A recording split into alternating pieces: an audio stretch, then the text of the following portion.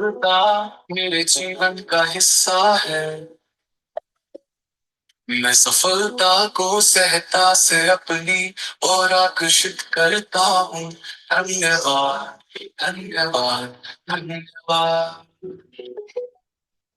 हर कदम मुझे मेरे लक्ष्य के करीब ले जा रहा है। मैं हमेशा सही समय पर सही अवसरों को आकर्षित करता हूँ। मैं ईश्वर का सर्वश्रेष्ठ रचना हूँ। मैं अपनी मेहनत और प्रयास से जीवन में चमत्कार देख रहा हूँ। धन्यवाद, धन्यवाद, धन्यवाद। मैं सकारात्मकता और सफलता का चुंबक हूँ। मैं अपने जीवन में चमत्कारों का अनुभव कर रहा हूँ। मैं हर परिस्थिति में विजयी हूँ। मेरे पास सब कुछ है। धन्यवाद, धन्यवाद, धन्यवाद।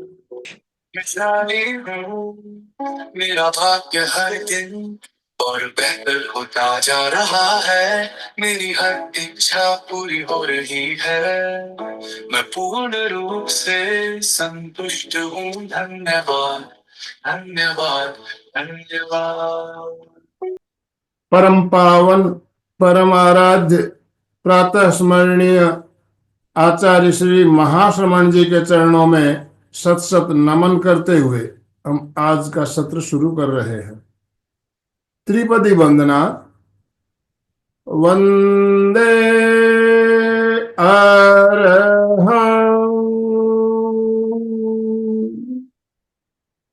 वंदे गुरुवरं,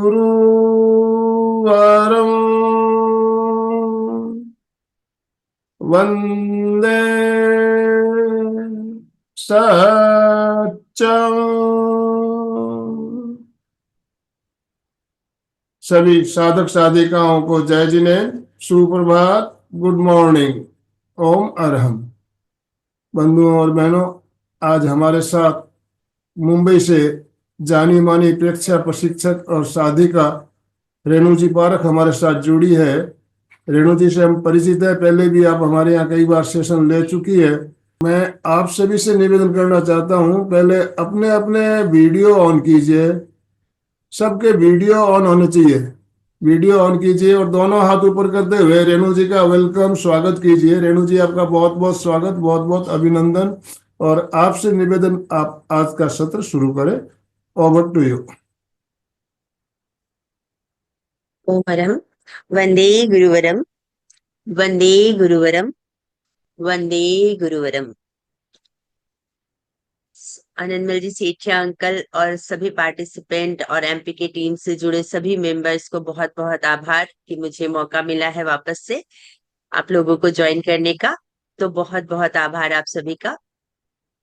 तो जैसा कि हम लोग हमेशा आजकल कैसे है ना कि भागते ही रहते हैं, भागते ही रहते हैं और भागते ही रहते हैं, सुबह से लेकर रात तक हमारी दौड़ कभी खत्म नहीं होती।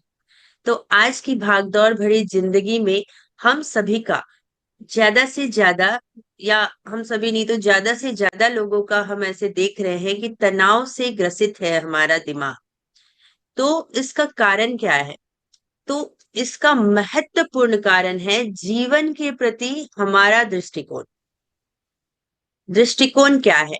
दृष्टिकोण वह चीज है जिससे हम किसी को, हमारा वो नजरिया जिससे हम सामने वाली चीज को देखते हैं।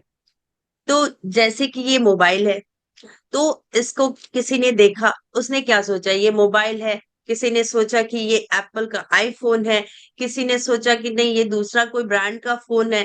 किसी ने इसके कलर को देखा, किसी ने इसके यूज को देखा, किसी ने इसको देखा कि नहीं बहुत लाइक बच्चों को बच्चे इससे बहुत एडिक्टेड हो जाएंगे। तो किसी का सोच वैसा रहा। तो हर किसी का अपना अपना नजरिया है एक मोबाइल को देखने के लिए। ऐसे ही मान लीजिए आप कोई फल ले रहे हैं कि किसी ने उसके गंध की पहचान की, किसी ने उसके रस की पहचान की, किसी ने उसके रंग की पहचान की। तो इस तरीके से हर चीज को देखने का हर इंसान का अपना अपना पर्सपेक्टिव है। इसे ही हम कह रहे हैं दृष्टिकोण। तो दृष्टिकोण कैसा होना चाहिए? दृष्टिकोण हमारा सम्यक होना चाहिए। हमें जीवन के प्रति अपने दृष्टिकोण को सम्यक करना चाहिए। तो आज का जैसा हमारा टॉपिक है कि जैसी दृष्टि वैसी सृष्टि। तो एक और तरीके से हम इसे समझने की कोशिश करेंगे। ये एक कहानी है, जैसे महाभारत से ली गई है। तो इसमें महाभारत में आचार्य द्रोणाचार्य थे और उनके शिष्य को आप जानते ही हैं, जो मान लीजिए लीडर थे उन दो दो ग्रुप के, एक युधिष्ठिर थे और एक दुर्योधन थे। दुर्योधन और युधिष्ठिर से एक व्यवहारिक रूप से परीक्षा लेने की बात की गई कि हम एक एग्जाम लेते हैं आप लोग दोनों का। तो दुर्योधन को आचार्य गुरु द्रोणाचार्य ने कहा कि आप पूरे समाज में से किसी भी एक अच्छे व्यक्ति को चुन के लेके आए, और फिर युधिष्ठिर से कहा कि समाज में से किसी बुरे आदमी को ढूंढ के लाएं। लेकिन होता क्या है कि दोनों ही खाली हाथ आ जाते हैं। समझने की जरूरत यह है कि दोनों खाली हाथ क्यों आए। अब जैसे कि युधिष्ठिर अच्छे थे और उनको बुरा आदमी लाने के लिए कहा गया, तो उनको समाज में कोई बुरा आदमी मिला ही नहीं। और दुर्योधन बुरे इंसानों में काउंट होते हैं, तो उनको समाज में कोई भी अच्छा आदमी मिला ही नहीं। तो इसको समझने के लिए तुलसीदास जी का एक दोहा याद आता है, जाकी रही भावना जैसी, जाकी रही भावना जैसी, प्रभु मूरत देखी निज तैसी।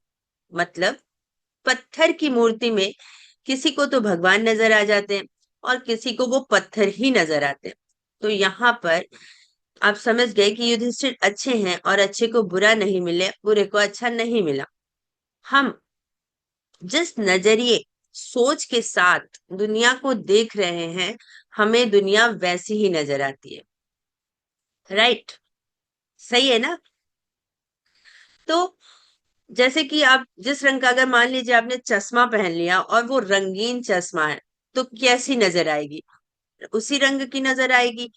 आंख अगर आपकी साफ है और तो दुनिया साफ नजर आएगी। अगर आंख में कचरा चला गया तो आपको एक धुंधलापन सा तो दुनिया कैसी धुंधली नजर आने लग जाएगी।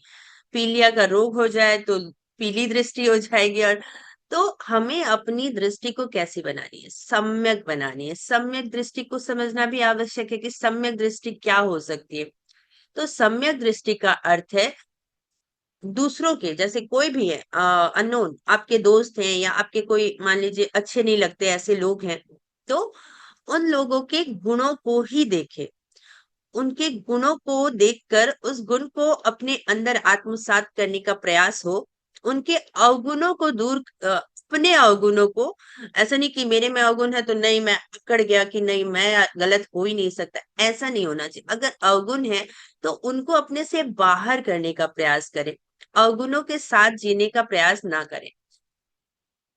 अब कैसे कि हमारा ये जो वर्ल्ड है मटेरियलिस्टिक है, पदार्थवादी सोच है, अर्थवादी सोच है। यहाँ हमारी, हम जिस युग जिस एरा में रह रहे हैं, तो ये एक अर्थवादी सोच की सभ्यता संस्कृति है, जिसकी वजह से क्या है, बहुत सारी प्रॉब्लम्स, बहुत सारी समस्याएं आ रही हैं।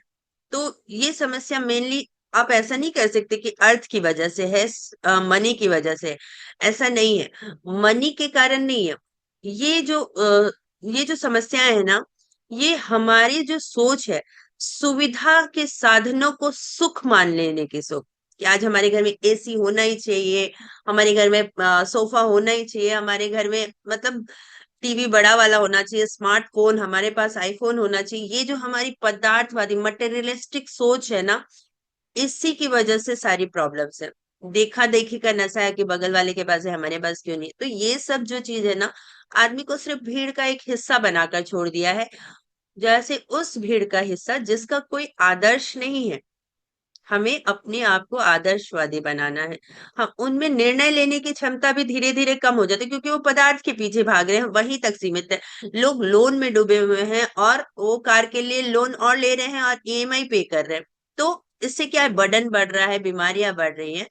तो सच्चाई एक्चुअली ये है कि सुख अलग है और सुविधा अलग है। पदार्थ के साथ हमें सुविधा मिलती है, सुख नहीं मिलता है। तो क्योंकि सुख का संवेदन तो हमारे अंदर ही है। हम जैसा सोचेंगे तो सुख है, हम नहीं सोच रहे तो दुख है। तो सुख का संवेदन तो हमारे अंदर है। मन अगर आपका अच्छा है, मन स्वस्थ है, तो सुख का संवेदन होगा। कि कैसी भी परिस्थिति हो, कैसी भी स्थिति हो, आपको सुख का संवेदन होगा। नहीं तो हजारों सुविधाएं भी आपको सुख नहीं दे सकती। तो इन दोनों का हम लोगों को भेद ज्ञान, डिफरेंशिएट कर पाना जरूरी है। और इनमें अगर आप डिफरेंशिएट कर पा रहे हो तो आपकी दृष्टि एक तरीके से सम्यक हो सकती है। इसलिए भौतिक सुख सुविधाओं को उतना ही फैलाव दें जितना जितनी हमारी कैपेसिटी हो, सामने वाले की नहीं, अपनी कैपेसिटी। तो बनावटी शान शौकत, झूठी प्रशंसा, और झूठी प्रशंसा के जैसे एक भूख होती है कि नहीं, मुझे तो अप्रिशिएशन मिलना ही चाहिए था, मैंने ही किया था। तो ये जो झूठी प्रशंसा की भूख होती है ना, ये ऐसे हो गया जैसे कि कोई किसी ने बुनियाद तो डाली नहीं, पर उन्होंने उनको मकान बनाना है, उनको एकदम बिल्डिंग खड़ी करनी है। तो ये चीज मतलब इससे क्या है, जीवन के जो लाइफ के वैल्यूज है, आप देख रहे होंगे कि धीरे धीरे लाइफ के जो वैल्यूज है वो कम होते जा रहे हैं। तो जीवन मूल्यों की बिखराव की स्थिति आ गई है। इसलिए हमें अपने दृष्टिकोण में परिवर्तन लाना चाहिए। अब समझना ये है कि चलो ठीक है, समझ गए परिवर्तन लाना चाहिए। तो परिवर्तन की दिशा, what is the direction of एक चेंजेस।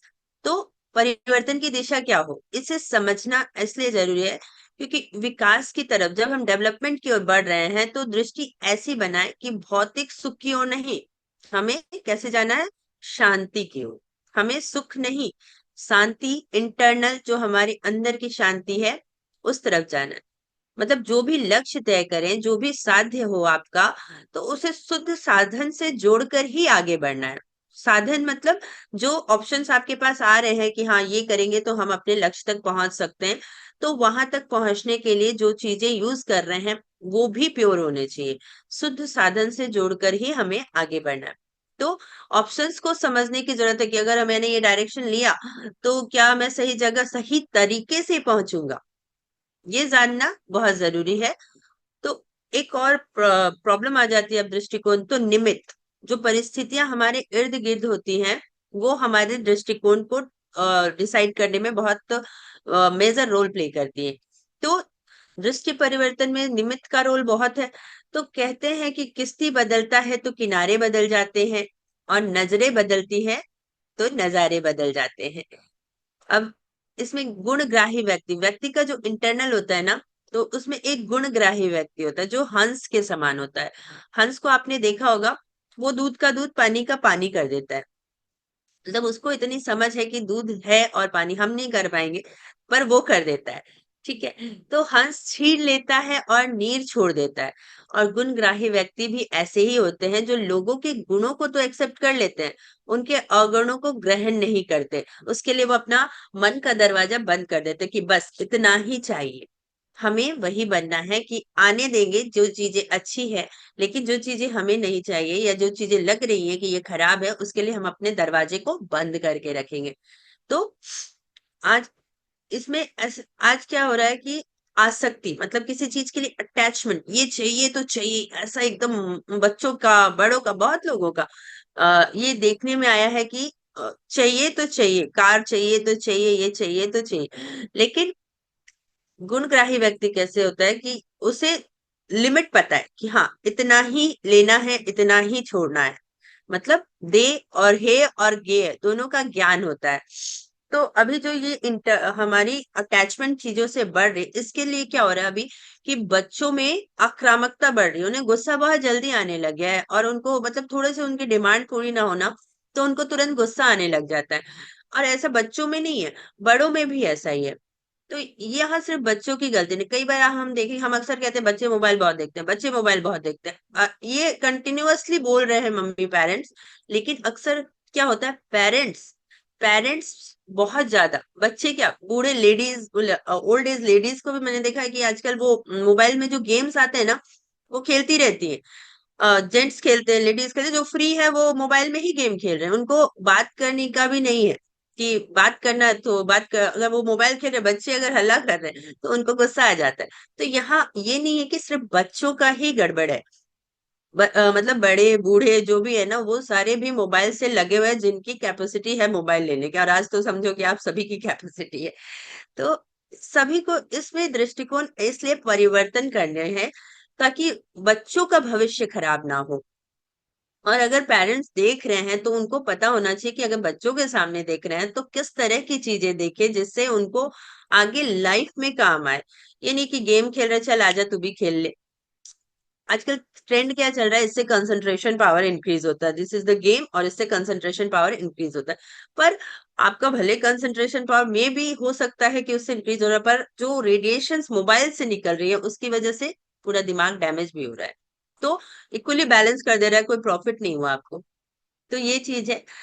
तो इसमें एक स्टोरी मैंने सुनी थी, अगेन एक स्टोरी के साथ आऊंगी, कि एक स्टूडेंट होता है। पुराने जमाने की बात है, पुराने जमाने में एक विद्यार्थी था। तो वो काफी अच्छा था पढ़ने में, बहुत अच्छा था पढ़ने में। तो पूजा आराधना जैसे करते थे लोग सरस्वती माँ की, तो वो भी करता था। तो वो सरस्वती माँ के उस समय, लेकिन और वो जमाना वो था जब हम लालटेन में पढ़ा करते थे लालटेन लैम्प इसमें पढ़ा करते थे। तो पुराने समय में देवी देवता भी प्रसन्न होके आते थे। तो सरस्वती माँ प्रसन्न होके आई, खुश होके आई और कहा वरदान दे देती हूँ। अब बच्चा गरीब था, वही लालटेन की रोशनी में पढ़ने वाला था। तो उसे उतना ज्ञान नहीं था कि हाँ वरदान में क्या मांगा जाए, या ऐसा कुछ भी मतलब सेंसेस में नहीं था उस वक्त उसके। तो पर उसमें आत्मविश्वास की कोई कमी नहीं थी, वो पढ़ाई में बहुत अच्छा था और उसे लगता था कि मैं कुछ कर लूंगा। तो वो इतना कॉन्फिडेंट हो था ना कि उस समय जब देवी ने कहा कि आपको कुछ चाहिए, तो उसने उस जो दिया था, उस दिए की रोशनी में पड़ रहा था, उसने उस दिए में प्रकाश की मांग की। उसने कहा, पहले तो वो मना ही कर रहा था, मुझे कुछ नहीं चाहिए, मुझे कुछ नहीं, पर जब मांगा तो उसने बोला इस दिए में इतना प्रकाश रहे कि मैं जब पढ़ूं तो इसकी रोशनी ना बुझे। और मैं निर्विरोध, मतलब कोई ऑब्स्टेकल नहीं आया उसके बीच में, उसकी पढ़ाई के बीच में दिए की रोशनी बंद हो जाने की वजह से जो ऑब्स्टेकल आती है वो ना आए। तो आप यहाँ देखिए कि उस बच्चे का कॉन्फिडेंस कैसा था। आज तो पूरा ही अलग मामला है। तो ऐसा है कि अभ्यास, उम्र और मेहनत के सामने वरदान छोटा पड़ गया। तो ऐसा थे, ये तो उस बच्चे के भाव थे। तो भावों की भिन्नता ही मनुष्य को एक दूसरे से अलग बनाती है। जो हमारे इमोशंस होते हैं ना, वही हमें दूसरे से डिफरेंशिएट करते हैं कि हाँ ये गुड है, बैड है, जो भी है। तो ये भावों की भिन्नता ही मनुष्य को एक दूसरे से अलग बनाती है। अब जैसे कि उसमें आत्मविश्वास था, तो पुरुषार्थ है। पुरुषार्थ ही विकास का पहला चरण होता है कि यस, मैं कर सकता हूँ। तो ये पुरुषार्थ है। तो ये विकास का पहला चरण होता है। प्रत्येक व्यक्ति को अपने आप में ऐसी पात्रता, ऐसा गुण पैदा करना चाहिए कि हमें वरदान तो मांगना ही नहीं पड़े। हे भगवान, जैसे लोग भगवान के सामने पूजा करते हैं और कहते हैं हे भगवान ये दे दो ना, ऐसा कर दो, मैं इतना चढ़ावा चढ़ा दूंगा। तो ये जो जो बातें हैं ना, ये कहीं ना कहीं आपके पुरुषार्थ, आपके एफर्ट्स में कमी दिखाती है, जिसकी वजह से आपको किसी से भी, चाहे वो देवी देवता ही क्यों ना हो, आपको किसी से भी कुछ मांगना पड़ रहा है। अक्सर कहा यह जाता है ना कि भगवान उसी की मदद करते हैं जो अपनी मदद स्वयं करता है।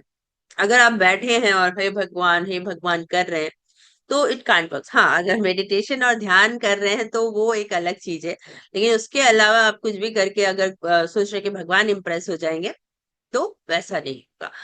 तो इसीलिए किसी पे आश्रित बनने की कोशिश ना करें, कि डिपेंडेंट ना रहें।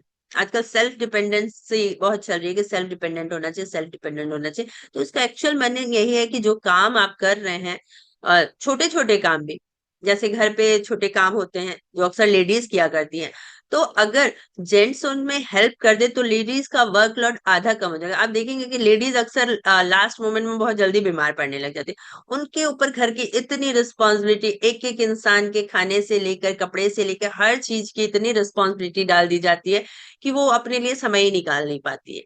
तो ये चीज है कि जेंट्स, लेडीज, बच्चे, कई बार ऐसे होते थे, बच्चे को मम्मी ने काम का कहा तो अगर दादी माँ बैठे, दादाजी बैठे, तो वो कह देंगे कि उसको क्यों कह रहे हो, आप कर लो, उसको नहीं कहना है, वो बच्चा है। पर ऐसा नहीं है, बच्चे को भी बचपन से ये सिखाएं कि काम करना बुरा नहीं होता, काम करना ही चाहिए।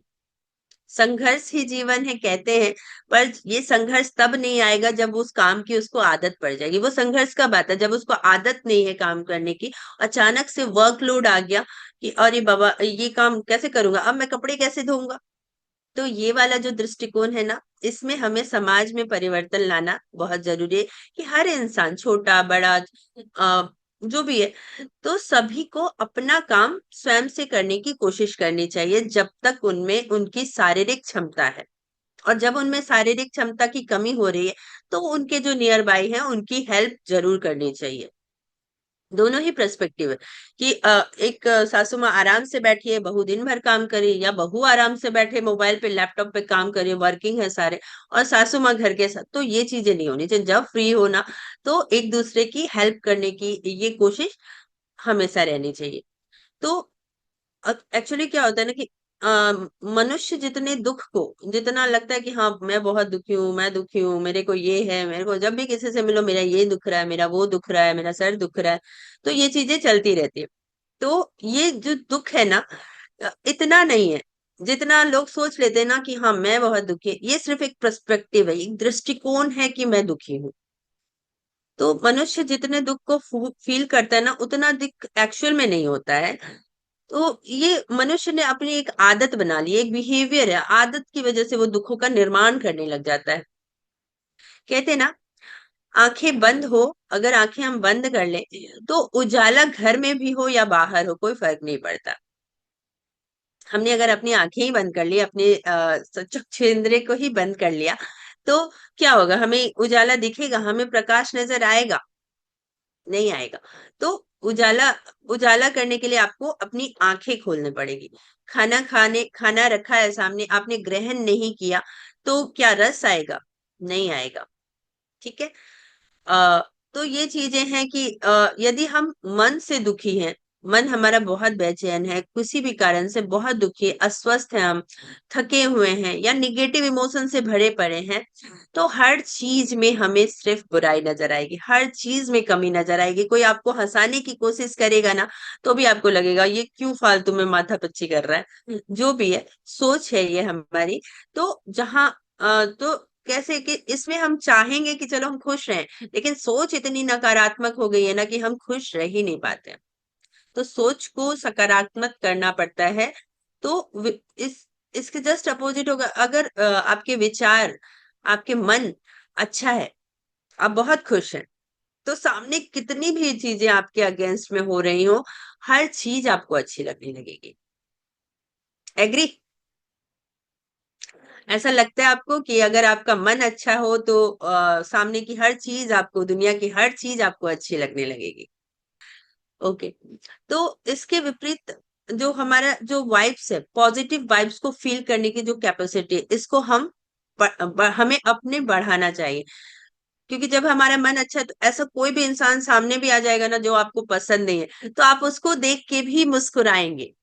मतलब ऐसी वाइब्स आपके अंदर रहेगी कि आप उस इंसान को भी देखकर भी मुस्कुराएंगे। क्योंकि क्या होता है, जो हमारे आसपास का जो कुछ भी सीन क्रिएट हो रहा है, जो कुछ भी हमारी परिस्थितियां बन रही है, तो उसका स्वतंत्र कोई मूल्य नहीं है, उसका कुछ रियल कोई वैल्यू नहीं करता है। उनका कोई भी स्वतंत्र मूल्य नहीं होता, उसके प्रति जो हमारा पर्सपेक्टिव है ना, वही उसका मूल्य तय करता है। हमने उसमें क्या देखा, उसका वैल्यू वो डिसाइड करता है। एक्चुअली उसका कोई वैल्यू नहीं है अगर आप उसके अगेंस्ट उसके बारे में सोचे ही ना। तो इसके लिए एक ये है कि कोई चाहत रखता सोने की, कोई चैन से सोना चाहता है। कोई चाहत रखता सोने की, कोई चैन से सोना चाहता है। कुछ ना हो तो घबराना नहीं, और सब कुछ हो तो इतराना नहीं। कोई गहने लाद कोई गहने लाद मायूस खरा, कोई फटे हाल मुस्काता है। हर हाल में खुश जो जीवन में बस उसी को जीना आता है। राइट? पर्सपेक्टिव ये होना चाहिए हमारा, जो दृष्टिकोण है खुशियों के प्रति।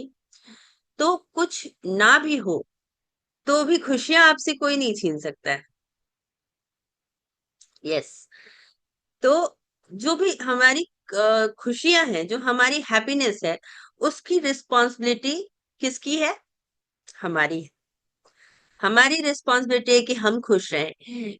किसी और को आपने अगर सोच लिया कि वो हमें खुश नहीं रखता है, वाइफ हस्बैंड के लिए सोच रही है कि वो हमें खुश नहीं रखता, वो मेरे को ये लाके नहीं देता, क्यों? क्यों रिस्पॉन्सिबल है वो? आप रिस्पॉन्सिबल हैं अपनी खुशियों के लिए। इसीलिए तो कहते हैं यादृक दृष्टि तादृक सृष्टि। जैसी दृष्टि, जो हमारा आज का टॉपिक है, जैसी दृष्टि वैसी सृष्टि। क्या होता है अक्सर कि लोग अपनी कमियों, जो हमारे अंदर मान लीजिए बहुत सारे फॉल्ट्स हैं कि हम बहुत बड़बड़ कर रहे हैं, किसी पे चिल्ला रहे हैं, किसी को डांट रहे हैं, ये जो जितने भी निगेटिव इमोशंस है वो हम कर रहे हैं, लेकिन कमियां कहाँ निकाल रहे हैं? सामने वाले की, कि उसकी वजह से हो रहा है, उसने ऐसा किया इसलिए मैं चिल्ला रहा हूँ, उसने ऐसा किया इसलिए मैं डांट रहा हूँ। तो यहाँ अपनी कमियों पर आंख मूंद कर बैठ जाते कि मेरी वजह से कुछ नहीं हो रहा। तो दृष्टि बदलने का पहला सूत्र है, जैसा कि हमारा परीक्षा ध्यान सिखाता है, स्वयं के द्वारा स्वयं को देखें, अपने आप को देखें।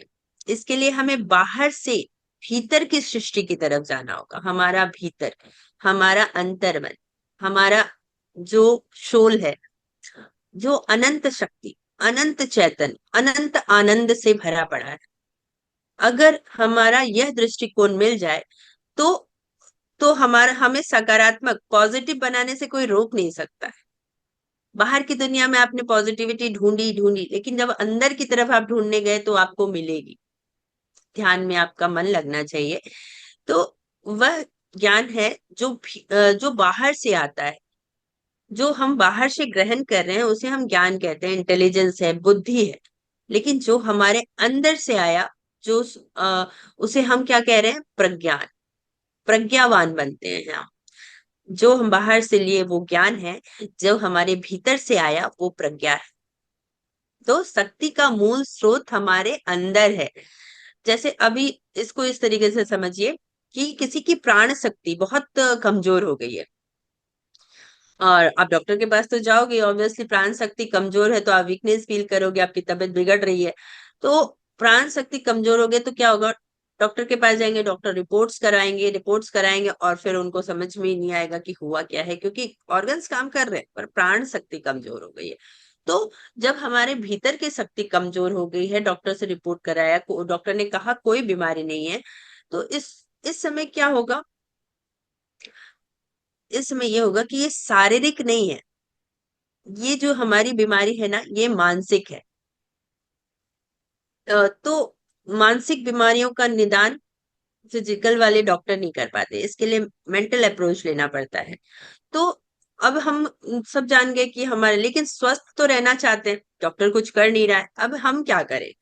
तो इसमें स्वस्थ रहने के लिए हमें एफर्ट डालना पड़ेगा, क्योंकि स्वस्थ सब रहना चाहते हैं, लेकिन उसके लिए कुछ करना कोई नहीं चाहता। हाँ, मनी के लिए हम बहुत भागते हैं, पैसे के लिए हम बहुत भागते हैं, लेकिन स्वस्थ रहने के लिए, जैसे अभी बहुत समझाया जाता है कि 24 घंटे में 1 घंटा अपने शरीर को दे, लेकिन नहीं देंगे। सुबह जल्दी उठे, नहीं उठेंगे। जो भी मतलब हेल्थ का प्रिकॉशंस लेना है, जो मॉर्निंग के जो हमारे शेड्यूल्स होने चाहिए उनको फॉलो करने के लिए कोई तैयार नहीं है। मैक्सिमम लोग तैयार नहीं है, कोई नहीं कहूंगी, सॉरी।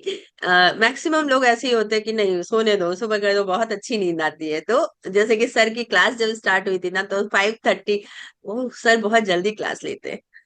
तो ये नहीं है, सर समय पे क्लास लेते हैं, आपने अपने समय को बिगाड़ रखा है। तो ये चीज है कि जब हमें कुछ चाहिए तो हमें उसमें इन्वेस्ट करने के लिए समय तो देना ही पड़ेगा, और वो समय समय के हिसाब से देना चाहिए। तो इस तरह है कि शरीर के प्रति लापरवाह हो जाते हैं हम, और ध्यान ही नहीं देते कि मानसिक स्वास्थ्य के बिना शारीरिक स्वास्थ्य संभव ही नहीं है। आदमी की जो मनोवृत्ति होती है, उसमें आदमी को सब कुछ ऐसे ही चाहिए, बस मिल जाए, अनायास ही मिल जाए, उसके लिए एफर्ट नहीं डालना पड़े। तो ये जो आदमियों की मनोवृत्ति है ना, मुफ्तखोरी की, जैसे कि दिल्ली में सब कुछ फ्री मिल रहा है तो मुफ्तखोरी है ना, ये बहुत भाती है। यस, काश हमें भी मिल जाता। तो ये जो ट्रेंड चलता है ना कि मुफ्त में सब चीजें चाहिए, तो ये आदमी के लिए भी खतरनाक है और समाज के लिए भी खतरनाक है। और जैसे बड़ी-बड़ी बीमारियां, cancer, ulcer, depression, anxiety, heart problem, ऐसी ऐसी बीमारियां पैदा हो गई हैं जो पहले तो सुनी नहीं होंगी, अब धीरे-धीरे सुनने में आई और अब उसके हमें दर्शन भी हो रहे हैं। ठीक है? तो ये सब मानसिक बीमारियां हैं, इनका शारीरिक रूप से इलाज कराने जाएंगे ना तो दर्द के अलावा मतलब दर्द तो बहुत झेलना पड़ेगा, आगे जो भी से उनका प्रोसेस है वो करेंगे। तो जैसा कि आगे पहले भी मैंने बताया कि प्रेक्षा ध्यान प्रेक्षा ध्यान स्वयं के द्वारा स्वयं को जानने की प्रक्रिया है। प्रेक्षा ध्यान हमें एक ऐसा पर्सपेक्टिव देता है कि जो हम फिजिकल रूप से बीमार हैं, उसकी खोज बाहर नहीं की जाए, मन में की जाए। कर्मों का सिद्धांत भी काम आता है इसमें। कर्म की थ्योरी भी बहुत बड़ी है, बहुत वास्ट है, तो उसे समझना भी जरूरी हो जाता है। तो ये जो बीमारियां हैं ना, इनकी खोज मन में की जाए। मन में जब हम ध्यान के प्रयोग द्वारा समझने लगते हैं, श्वास परीक्षा और बहुत सारे हमारे जो 8 प्रयोग हैं, तो उनके द्वारा हमें ये पता चलने लगता है कि कौन सी वृत्ति जाग रही है, हमें कौन सी बीमारी हो सकती है। मन की चंचलता को हम परिस्थिति निमित्त जो मिलते हैं, उसकी वजह से हम जो रिएक्शंस करते हैं, तो मन की परिस्थिति बस होने वाली प्रतिक्रिया को कैसे कम किया जा सकता है। मानसिक स्वास्थ्य के लिए आवेश, आवेग, घृणा, निंदा, क्रोध, जितने भी निगेटिव इमोशंस हैं, इन सबको कंट्रोल किया जाना चाहिए। तो इसके लिए जो हमारे प्रेक्षा ध्यान के सारे प्रयोग हैं, इनको हम जीवन में अपना सकते हैं। जो हमारा ध्यान के प्रयोग हैं, इनको डेली रूटीन में होना चाहिए। जैसे हम डेली रूटीन में 3 बार खाना, पहले मैंने एक बार बहुत पहले सुना था कि पुराने जमाने में 1 बार खाते थे, 3 बार नहाते थे, फिर 2 बार खाने लगे, 2 बार नहाने लगे। अब फिर उसके बाद उसका खाने खाने का तो लिमिट ही खत्म हो गया, नहाने का 1 बार रहा और कई-कई लोग तो वो भी नहीं करते होंगे। तो ये चीजें इस तरीके से बदल गई, जैसे कि बोलते हैं ना काल अपना प्रभाव दिखाता है। तो काल को प्रभाव मत दिखाने दीजिए। आप क्यों कह रहे हो कि पंचमारा आ गया या ये वाला आरा आ गया? क्यों आ गया? आपके अंदर आ गया है। आप खुद को बदलो, अपने आप के प्रति जीने का दृष्टिकोण बदलो। तो कोई भी काल आपको प्रभावित कर पाए, ऐसे मत बनो। तो ये है हमारा प्रेक्षा ध्यान की बात कर रहे थे, तो हमें 50-50 का बैलेंस बनाकर चलना है। गुरुदेव कहते हैं कोरा आध्यात्म, अगर आप साधु संत नहीं हो तो कोरा अध्यात्म भी नहीं होना चाहिए और कोई भी पदार्थवादी मनोवृत्ति भी ना हो कि हाँ मटेरियल ही हमारे लिए सब कुछ है। दोनों इंपॉर्टेंट है। 50-50 का बैलेंस हमें बनाकर चलना चाहिए। क्योंकि जो प्रेक्षा ध्यान है ना, अगर लोग सोचे कि नहीं ये तो मतलब साधु संतों का काम है, नहीं। संन्यास संन्यास का मार्ग नहीं है। ये क्या है? संतुलन का एक दृष्टिकोण है, बैलेंस बनाने का एक दृष्टिकोण है। जो पुद्गल मतलब आप एक तरह से इसे पदार्थ ही समझ सकते हो। पुद्गल और हमारा आत्म जगत के बीच में ब्रिज का काम करता है। तो ये ऑल टोटल आप देखो कि ये हमारे दृष्टिकोण को सम्यक बनाने का बहुत बड़ा प्रयोग है। तो आज हमने समझा कि किस तरीके से प्रेक्षा ध्यान हमें दृष्टिकोण परिवर्तन में सहायता करता है, किस तरह हमें पदार्थवादी मनोवृत्ति को छोड़ देना चाहिए, किस तरह हमें मोबाइल के वर्ल्ड से बाहर निकल के आना चाहिए। इसी तरह हमें अपने दृष्टिकोण, आपके अंदर जो अवगुण है, आपके अंदर जो गुण है, उनको आप क्लियर करें कि दिस इज द गुड। किसी एक चीज को लेकर अपना लक्ष्य बनाए, लक्ष्य को साधने के लिए शुद्ध साधनों का प्रयोग करें। तो ये छोटी छोटी चीजों का ध्यान रखेंगे तो हम अपने जीवन में बहुत सफलता प्राप्त कर सकते हैं। कभी भी सामने वाले से एक्सपेक्ट ना करें। एक्सपेक्टेशन आपके निगेटिव इमोशन का जनरेटर हो सकता है।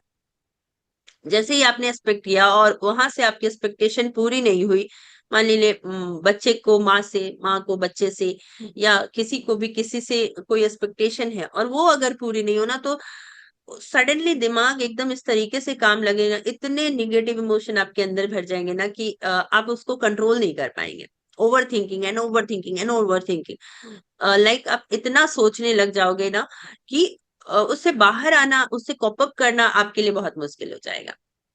तो जरूरी है कि हम अपने दृष्टिकोण को सम्यक करें। एक जब ये ऐसा टॉपिक जब होता है तो मैं एक एग्जांपल हमेशा दिया करता हूं, तो मैं आज भी उस एग्जांपल को आपके साथ शेयर करना चाहूंगा। जैसी दृष्टि वैसी सृष्टि, हमारे दृष्टिकोण के बारे में बात हो रही है, तो जैसी दृष्टिकोण होता है हमें वैसा ही रिजल्ट मिलता है। तो एक बार की बात है, एक जूता बनाने वाली कंपनी, उनके जो मार्केटिंग रिप्रेजेंटेटिव होते हैं वो जाते हैं अलग अलग एरिया में अपनी कंपनी का प्रचार प्रसार करने के लिए, मार्केटिंग करने के लिए जाते हैं। तो एक बार एक रिप्रेजेंटेटिव एक आदिवासी क्षेत्र में गया और वहां जाके अपनी कंपनी का प्रचार प्रसार करने के लिए जूते की बात जब वहां गया, तो वहां जाके देखता है वहां के जूते पहनते नहीं है, सब नंगे पैर चलते हैं। वहां पे गांव, आदिवासी गांव है और वहां सब नंगे पैर चलते हैं। तो वहां एक दो जनों को पूछा, बोले ये क्या होता है जूता, हम लोग जूता नहीं पहनते हैं। तो उसने सोचा यहाँ तो जूते कोई पहनते ही नहीं है, तो ये अपने कंपनी का प्रोडक्ट कैसे बिकेगा, या कोई पहनते ही नहीं है। वो सर पूरी एरिया घूम घाम के वापस आ गया। उसने रिपोर्ट में लिखा, मैं इस क्षेत्र में गया, वहां कोई जूते नहीं पहनते हैं, इसलिए वहां अपना व्यवसाय, अपना व्यापार नहीं चल सकता। कुछ दिन बाद एक दूसरी कंपनी का रिप्रेजेंटेटिव उसी एरिया में गया और वहां जाके देखता है यहाँ तो सब नंगे पैर चल रहे हैं, किसी के पास जूते हैं ही नहीं। उसने पूरी एरिया में घूम के देखा, यहाँ तो जूतों की बहुत ज्यादा संभावना है, अगर जूतों से क्या फायदा होता है लोगों को बताया जाए तो यहाँ इतने जूते बिकेंगे, इतने जूते बिकेंगे, यहाँ बहुत अच्छा हमारा बिजनेस हो सकता है। तो उसने आके अपने रिपोर्ट में लिखा, उसी उसी एरिया में जाकर आया था, उसने अपने रिपोर्ट में लिखा वहां किसी के पास जूते नहीं है, जूते के फायदे अगर बताए जाए तो वहां इतने जूते बिकेंगे कि उसकी कोई कल्पना नहीं कर सकता। तो देखिए, दो व्यक्ति एक ही एरिया में गए और उनका नजरिया दोनों का अलग अलग था। एक कंपनी का जो रिप्रेजेंटेटिव वो वापस आ गया खाली हाथ, और दूसरा गया और उसने वहां संभावना को तलाश किया और वहां बहुत ही अच्छा उनका व्यापार भी हुआ। तो ये हमारा नजरिया है, सोचने का हमारा तरीका होना चाहिए, किस तरह का दृष्टिकोण हमारा है। तो इस उदाहरण को मैं अक्सर बताया करता हूँ, दृष्टिकोण हमारा कैसा होना चाहिए सोचने की, हमारी तो अब आप लोगों की कोई जिज्ञासा हो तो आप भी बात कर सकेंगे। मूलचंद जी कोलकाता से जुड़े हुए हैं, अशोक जी सूरत से, सब बाकी सबके वीडियो ऑफ है, वीडियो ऑन कीजिए प्लीज। अलका जी सांखला, अलका जी अपने आप को अनम्यूट कीजिए प्लीज, हमारी कोऑर्डिनेटर सूरत से जुड़ी हुई है अलका जी भी। हाँ, मूलचंद जी कुछ कहना है आपको? ये सेशन जो हुआ है बहुत ही उपयोगी और अपने जीवन में मतलब चेंजेस करने वाला है। ध्यान से मैंने सुना इसको। वैसे जानते हैं सब कुछ, जानते हुए भी सुनने के बाद में जो समझ में आती रहती है उसका कोई अंत नहीं है। तो मेरे को तो इससे काफी, वैसे जानता हूँ सारा चीज ही सभी, लेकिन प्रैक्टिकली क्या है कि फॉलो करने की चेष्टा करेंगे तभी फायदा होगा। और भाई ने बहुत ही सुंदर तरीके से, इतने सरल और बताया कि बहुत ही अच्छा लगा, एंजॉय किया हमने, आगे फॉलो करेंगे। बहुत बहुत धन्यवाद। ऐसा ओम अरहम। है यस भाई। अलका जी। जय जिनेन्द्र, गुड मॉर्निंग सबको। यस, एक बार सभी हाथ ऊपर किए, एकदम रिलैक्स रिलैक्स रिलैक्स, और दोनों हाथ से जोरदार। बहुत बहुत सुंदर रेणु जी, बहुत बढ़िया। टॉपिक तो इम्पोर्टेंट ही है, हर एक के लिए बहुत जरूरी भी है और आवश्यक भी है। और सबको पता है, जैसे अभी बताया सबको पता है, परंतु होता क्या है कि इसलिए मैं बोलती हूँ कि साइकोलॉजिकली हैमरिंग करना पड़ता है रोज रोज इसी बात को। और ऐसे एक्सपर्ट्स आए और अच्छी तरह से सहजता से अगर समझाए तो कभी कभी जो क्लिक हो गई बात तो खुल जाता है और अपना रास्ता खुल जाता है। कहीं अपने अवरोध में अटके हुए रहते तो उनका रास्ता खुल जाता है। छोटी सी बात मुझे याद आई इस बात पे। मेरी बेटी छोटी थी, उसको कुछ भी करने को बोला तो वो क्या बोलते थे, ये तो मुझसे नहीं होगा, मेरे से नहीं होगा, ये बहुत भारी है, कठिन है, ये तो नहीं करूंगी ऐसे। तो पता नहीं क्या, मैं एक स्टोरी क्रिएट करती हूँ खुद। और एक बहुत सुंदर स्टोरी, बहुत बड़ी है, पर स्टोरी का सार मैं बताती हूँ कि मैंने उसको एक स्टोरी बताई कि करने से क्या नहीं होता है। करने से क्या नहीं होता है। ऐसी छोटी सी स्टोरी बहुत इंटरेस्टिंग थी, बहुत ज्यादा इंटरेस्टिंग थी। लंबी लंबी है काफी। तो उसमें एक शॉर्ट में दो एंड खाली बताती है। एक राजा की दो वाइफ होती है। एक वाइफ होती है वो बहुत लाडली होती है और वो बहुत खुश मजाज रहती है। और दूसरी होती है वो पुरुषार्थ करती है, सबसे मिलना, काम करते वहां जाना, देखना रोटी कैसे बनाती हूँ मैं, ट्राई करती हूँ हर चीज का ट्राई। तो वो प्रजा के लोगों की लाडली बनती है। तो वो लाडली राजा की रानी होती है, उसको अच्छा नहीं लगता है। वो राजा को कान भर भर के बोलती है कि ये है ना। और उसका वो हर टाइम है ना, कोई किसी ने कुछ बोला तो यही बोलती थी कि करने से क्या नहीं होता, मैं ट्राई तो करती हूँ। और वो हर चीज करती है। तो बोलती, राजा को बोलती, ये तो अपने आप को क्या समझती है, करने से क्या होता है, सब कुछ करती है ऐसे। तो राजा को गुस्सा दिला के बोली, देखना आपको भी ऐसे ही जवाब देगी। तो राजा ऐसा बोलता है कि तुम राज्य कर सकते हो। बोले, हाँ क्यों नहीं कर सकती, मैं ट्राई कर सकती हूँ। मेरा ऐसा प्रिंसिपल कि करने से क्या नहीं होता। तो राजा को इतना गुस्सा आता है, वो चाहता है कि वो बदले, पर उसका दृष्टिकोण नहीं बदला। तो बोलता है इसको फांसी देना है। ऐसे वहां तक तो इस तरह स्टोरी बदलती है। और बाद में वो जो फांसी देने वाले, नहीं नहीं बोले फांसी नहीं दे, बोले चलो ठीक है गांव के बाहर छोड़ के आ जाओ इसको, इसको नहीं चाहिए। और वहां जाके वो जो अपनी दुनिया खड़ी करती है, वो स्टोरी उसी में। फिर वो इतनी वर्ड फेमस होती है कि राजा उसको बुलाता है, उसको नहीं मालूम कि वो उसकी वाइफ है। और फिर खाना खाने बैठते तब पता चलता है कि करने से क्या नहीं होता है। तो वो कहाँ से कहाँ पहुंची। तब से मेरी बेटी पूरी चेंज हो गई। अगर मैं बोलूँ अरे अरे ये मत, अरे अरे मम्मी मम्मी, करने से क्या नहीं होता है, सब कुछ होता है। तो इस तरह दृष्टिकोण बदलता है तो सृष्टि भी बदल जाती है। और आज वो कहाँ से कहाँ पहुंची है, मतलब जिसका कोई हद नहीं है, उसको बहुत बहुत नॉलेज हो गया है। और वो अपने आप को, तो आदमी ओम बदलता है। अर्हम, बहुत बढ़िया। ओम हम प्रयोग करना है हमें। इसलिए मैं, ये बहुत बहुत अच्छा ही विषय सुंदर है। स्टोरी बताई आपने। अशोक जी कुछ कहना है आपको, नहीं तो हम प्रयोग की ओर चलेंगे। अशोक जी। जय जिनेन्द्र। जैसे अपन सब समझते ही है, जैसे रेणु जी ने बताया कि भाई अपने विचार वैसे रखने, पॉजिटिव रखने, लेकिन समाज जिस दिशा में जा रहा है तो उसके पीछे जो बहना पड़ता है ना, वो चीज गलत हो जाता है। जैसे शादी ब्याह में फालतू के खर्चे, उसके पहले जो अपने प्री वेडिंग वगैरह वो अभी नहीं करते हैं, तो लगता है कि सब कर रहे, ये क्यों नहीं कर रहे, वो वाला बात भी हो जाती है। यस। चलिए, बहुत बढ़िया। तो अभी हम 15 मिनट का ध्यान का प्रयोग भी करेंगे। तो रेणु जी आपसे निवेदन, आप प्रैक्टिकल शुरू करें अभी। यस। तो जैसे मेरा पहले सोच था ना कि हम लोग लेशिया ध्यान का प्रयोग करेंगे, पर जब मैंने ये पूरा टॉपिक क्रिएट किया ना, तो उसके बाद मुझे लगा कि मटेरियलिस्टिक वर्ल्ड, जैसे कि हम लोग, जैसे कि सर ने अभी, अशोक सर ने भी कहा कि हम लोग बाहर से, तो इसके लिए हम अनासक्ति की अनुप्रेक्षा करेंगे पहले आज। ओम ओके। अर्हम। तो अनासक्ति की अनुप्रेक्षा के लिए तैयार हो जाए।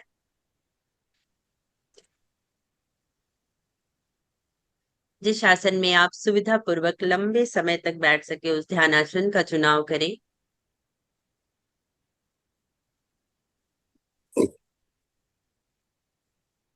आंखें कोमलता से बिना दबाव दिए बंद करें। हाथों की मुद्रा ज्ञान मुद्रा या वीतराग मुद्रा।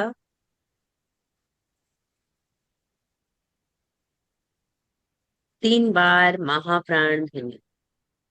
श्वास भरेंगे, श्वास छोड़ते हुए भौरे की तरह गुंजन करना है। श्वास भरें। हम्म।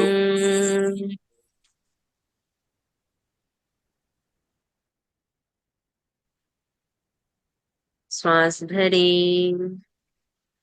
हम्म।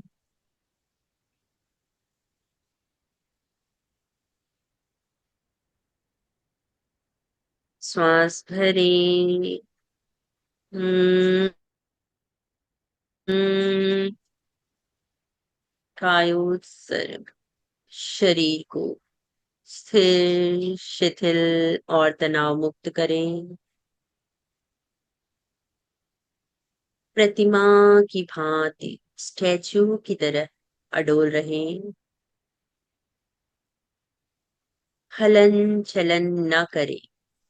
पूरी स्थिरता। शरीर को ढीला छोड़ दें। छोड़ दें। ढीला छोड़ें।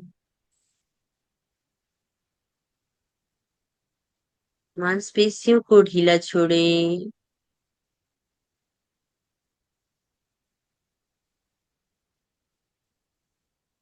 सुझाव दें। Suggest your mind. पूरा शरीर रिलैक्स हो जाए,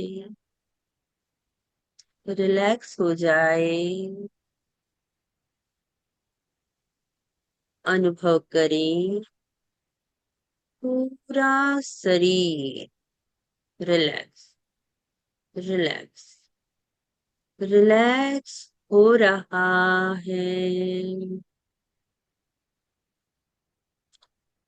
अनुभव करें पैर के अंगूठे से लेकर सर तक शरीर का एक एक भाग रिलैक्स, रिलैक्स हो गया है।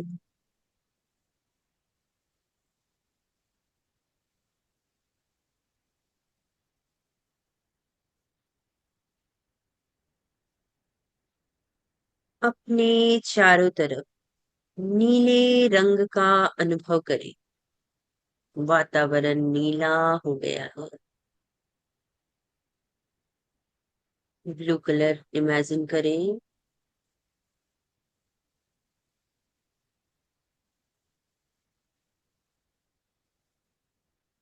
वातावरण से नीले रंग का श्वास लें।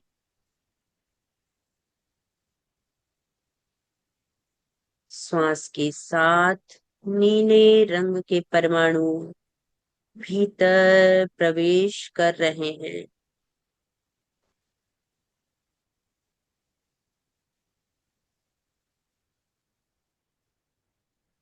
विशुद्धि केंद्र कंठ का भाग, चित्त को ले जाएं। वहां नीले रंग का ध्यान करें।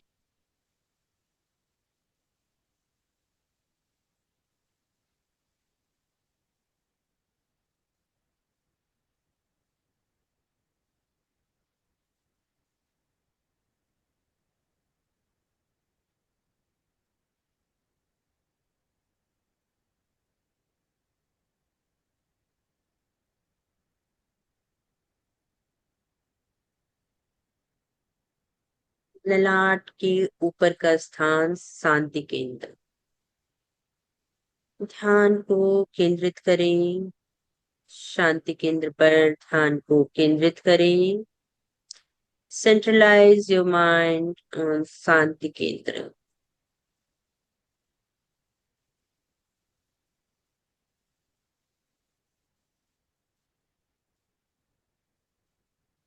अनुप्रेक्षा करें।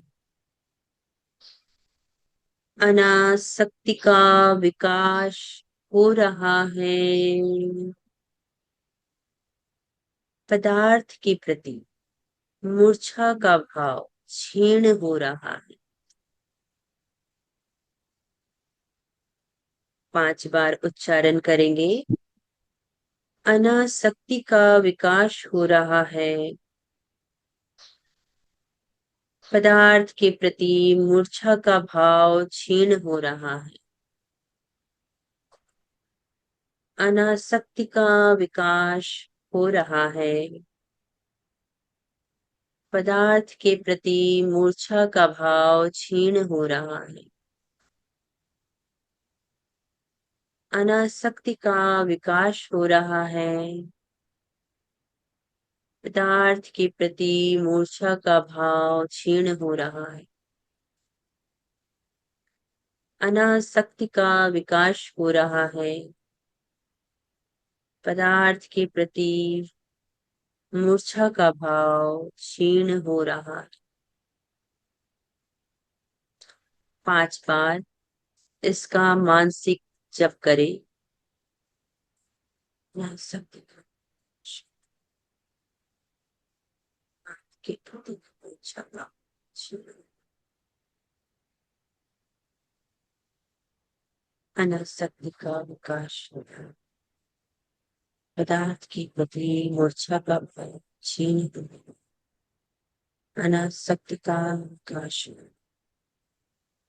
पदार्थ के प्रति मूर्छा का भाव क्षीण हो रहा है। अनासक्ति का विकास पदार्थ के प्रति इच्छा का क्षीण होने, अनासक्ति का विकास होने है पदार्थ के प्रति इच्छा का भाव में क्षीण, अनुचिंतन करे। मैं पदार्थ के नेचर को जानता हूँ, वह मेरे लिए उपयोगी है, यूजफुल है, उससे मुझे सुविधा मिलती है, किंतु सुख और शांति मेरे अंदर के गुण हैं, मेरे आंतरिक गुण हैं। मैं पदार्थ की प्रकृति को जानता हूँ, मेरे लिए उपयोगी हैं, उससे मुझे सुविधा मिलती है, किंतु सुख और शांति नहीं। ये मेरे आंतरिक गुण हैं। मैं पदार्थ की प्रकृति को जानता हूँ, वह मेरे लिए उपयोगी है, उससे मुझे सुविधा मिलती है, किंतु सुख और शांति नहीं। ये मेरे आंतरिक गुण हैं। मैं संकल्प करता हूँ, संकल्प करें।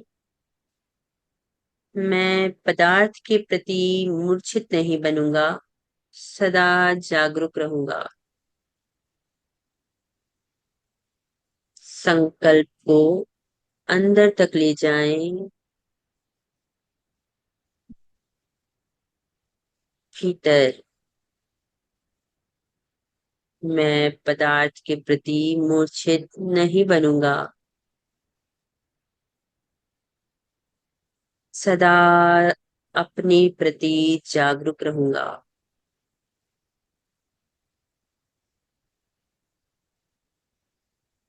मैं पदार्थ के प्रति मूर्छित नहीं रहूंगा, सदा अपने प्रति जागरूक रहूंगा।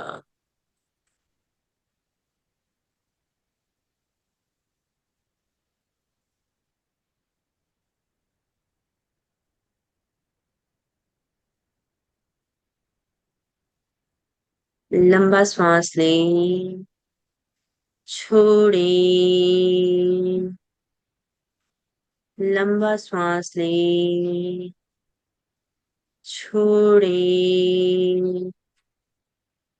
लंबा श्वास लें, छोड़ें।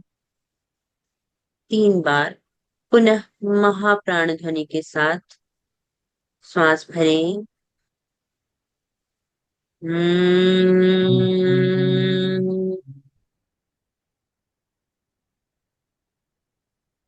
श्वास भरें।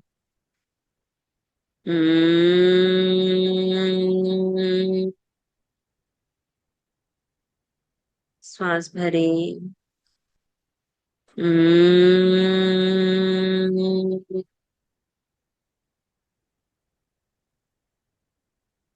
दोनों हाथों को आंखों के ऊपर रखें। अपने संकल्प को आत्मसात करते हुए धीरे धीरे हथेलियों को नीचे की तरफ लाएं और हथेलियों को देखते हुए आंखों को खोलें। ओम अरहम। प्रयोग संपन्न। ओम अरहम। जैसे कि सर ने स्टोरी सुनाई ना, तो फिर मुझे भी एक स्टोरी याद आ गई, मतलब रिलेट कर दी अपने प्रोग्राम से। तो इसमें कैसा था कि एक बार एक जगह अकाल पड़ गया, वहां भूख की मारामारी हो गई। तो 2 व्यापारी थे। तो एक व्यापारी निकला पहले, और वो एक जगह पहुंचा, वहां पे अच्छा था सब कुछ। तो वो वहां महाराज से मिला और कहा कि मुझे यहाँ व्यापार करने की अनुमति दे। तो उसने व्यापार के लिए सबसे पहला क्वेश्चन महाराज ने उससे पूछा कि क्यों, मतलब आपके शहर के लोग, आपके गांव के लोग कैसे हैं। तो उसने कहा नहीं, वहां तो बहुत बुरे हैं, बहुत ऐसे हैं, कुछ भी कह दो तो लड़ाई हो जाती है, ऐसे हो जाती है, वैसे हो जाती है। इस तरीके से उस व्यापारी ने रिएक्शन दिया। तो महाराज ने बोला, ओफो, वहां ऐसे, यहाँ तो और भी खराब है। यहाँ के लोग तो ऐसे कि आप बोलोगे तो आपको मारने लग जाएंगे। तो वो महाराज मतलब अपने एरिया के बोला कि यहाँ पे बहुत बुरे लोग रहते हैं, तो यहाँ तो व्यापार नहीं कर पाओगे आप। तो वो व्यापारी बोला चलो ठीक है, फिर वो आगे बढ़ गया दूसरी जगह ढूंढने के लिए। तो फिर वहां से उसी अकाल क्षेत्र से दूसरा व्यापारी आया। उसने भी महाराज को वही बोला कि मुझे व्यापार करने की अनुमति। तो वो बोले कि व्यापार करने की अनुमति देनी, अच्छा तो आप बताएं कि आपके क्षेत्र के लोग कैसे हैं? तो फिर उसने, वो व्यापारी बोला, मेरे क्षेत्र के लोग बहुत अच्छे हैं, मृदुभाषी हैं, इतना मीठा बोलते हैं, सबका मन मोह लेते हैं। इस तरीके से सारी पॉजिटिविटी उन्होंने उनको बताई। तो महाराज ने बोला ठीक है, हमारे क्षेत्र के लोग भी आपके क्षेत्र के लोग के जैसे हैं, बहुत अच्छे हैं, आपको बहुत प्यार से आपको रखेंगे, आपका व्यापार चलाएंगे। तो उनको अनुमति मिल गई। तो यहाँ दो पॉइंट ऑफ व्यू हो गए, एक आदमी का दृष्टिकोण और दूसरे आदमी का दृष्टिकोण। तो उस राजा के सेवक ने उनसे पूछ लिया कि क्यों? तो बोले क्योंकि जिसकी दृष्टि जैसी होती है ना, अभी उसको सारी बुराइयां ही नजर आते, तो यहाँ आके वो क्या करेगा, वहां यहाँ सारी बुराइयां ही फैलाएगा। तो ऐसे लोगों को हम अपने क्षेत्र में काम नहीं दे सकते। तो और दूसरे वाली का समझ लिया आपने कि बहुत अच्छी थी, तो उसे वहां काम करने का मौका मिला। तो हमें अपॉर्चुनिटी भी तभी मिलती है जब हम स्वयं दूसरों का भला करने का ऐसे थॉट में आते हैं। ठीक है। ओ ओम मैडम। मैडम, बहुत ही सुंदर एग्जाम्पल, बहुत बढ़िया। चंदा जी चोपड़ा, यश बोलिए चंदा जी। सभी से जय जिनेन्द्र। वास्तव में सही बोला है कि जैसी थिंकिंग होती है वैसा ही इंसान बनता है। जैसी सृष्टि वैसी दृष्टि, जैसी दृष्टि वैसी सृष्टि। जैसा हम अब सोचते हैं वैसा ही हमें मिलता है। हम अपने आप को पॉजिटिव रखें और सामने भी पॉजिटिव विचार ही रखें, ताकि हमें पॉजिटिविटी नजर आएगी। अगर हम नेगेटिविटी रखेंगे तो सामने भी हमें नेगेटिविटी दिखेगी। सामने वाले में भी हमें पॉजिटिविटी देखनी चाहिए, कि उसकी अच्छाइयाँ देखनी चाहिए, न कि उसकी बुराइयों की ओर ध्यान देना चाहिए। हमें उसकी अच्छाइयाँ अपनानी भी चाहिए। अच्छा ही हमें जो है देखना है और अच्छा ही सुनना है। ये चीज हमें कोशिश करनी चाहिए कि हम सब में अच्छा ही देखें। बहुत अच्छी चीज बताई आपने, बहुत अच्छा लगा, अच्छा विचार था। थैंक यू वेरी ओ मच। मैडम, बहुत बहुत धन्यवाद चंदा जी। चंदा जी बोलिए। हाँ, नमस्कार। बहुत ही सुंदर सेशन था। मैम ने बहुत अच्छे अच्छे उदाहरण देकर अच्छा बताया। हाँ, देखिए उदाहरण जो देते हैं, एग्जाम्पल देते हैं, इसीलिए दिया जाता है कि बात हमारे गले उतर जाए। कोई भी बात हम कहना चाहते हैं, उसको एग्जाम्पल के थ्रू अगर कहते हैं तो बात जल्दी समझ में आ जाती है। तो बहुत सुंदर सुंदर एग्जाम्पल भी दिए, आपका कहना बिल्कुल सही है। Thank you madam, thank you. हाँ बिल्कुल बिल्कुल। अनिल जी बेंगानी। जय जिनेन्द्र। बहुत अच्छा सेशन आपका। बहुत सारी चीज हमें सीखने को मिली। ऐसा ही सेशन हमें और आगे मिलता रहे, ये आपसे हम आशा रखते हैं। ओम अरहम। ओम अरहम। तो रेणु जी हमारे साथ जुड़ी है, पहले भी आपने बहुत अच्छे सेशन लिए हुए हैं। हम जब भी मौका मिलेगा उनको इनवाइट करेंगे जरूर। और इनके पास इतने ज्ञान का भंडार है, बहुत से टॉपिक इनके पास, अच्छे अच्छे टॉपिक भी है इनके पास। तो एक एक टॉपिक पे ऊपर हम सेशन लेना चाहेंगे। तो इन्हीं शुभ भावनाओं के साथ हम समापन की ओर चलेंगे अभी। दोनों हाथ जोड़ते हुए, रीढ़ की हड्डी गर्दन सीधी रखते हुए, आंखों को कोमलता से बंद रखते हुए मेरे साथ साथ सभी मानसिक उच्चारण करें। मैं चैतन्यमय हूँ, मैं आनंदमय हूँ, मैं शक्तिमय हूँ। मेरे भीतर अनंत चैतन्य का, अनंत आनंद का, अनंत शक्ति का सागर लहरा रहा है। इसका साक्षात्कार करना ही मेरे जीवन का परम लक्ष्य है। हमारा आज का दिन मंगलमय हो, आनंदमय हो, शांतिमय हो। इन शुभ भावनाओं के साथ ओम शांति शांति शांति। कृतज्ञोस्मि, हम सब गुरुदेव के आभारी हैं। कृतज्ञोस्मि, हम सब गुरुदेव के आभारी हैं। बहुत बहुत धन्यवाद रेणु जी, और जो भी भाई बहन हमारे साथ जुड़े सभी का बहुत बहुत धन्यवाद, बहुत बहुत आभार। अशोक जी स्लोगन के साथ समापन कराइए। जय जिनेन्द्र। एक राकेश कुमार जी की गीतिका के पद्य से समापन करेंगे। मन को शांत बनाए हम, मन को मन को शांत शांत बनाए हम, सांस सांस पर परमात्मा का ध्यान लगाए हम, मन को को शांत बनाए हम, वर्तमान में जीने का अभ्यास बढ़ाते जाएं, भूतकाल के चिंतन में हम समय नहीं गवाएं, प्रतिक्रिया के घावों से, प्रतिक्रिया के घावों से निज को बचाए हम, मन को शांत बनाए हम। इन्हीं शुभ भावनाओं के साथ सभी साधक साधिका एक साथ में उच्चारण करेंगे। फिटनेस का डोज 1 घंटा रोज, फिटनेस का डोज 1 घंटा रोज, फिटनेस का डोज 1 घंटा रोज। ओम अरहम।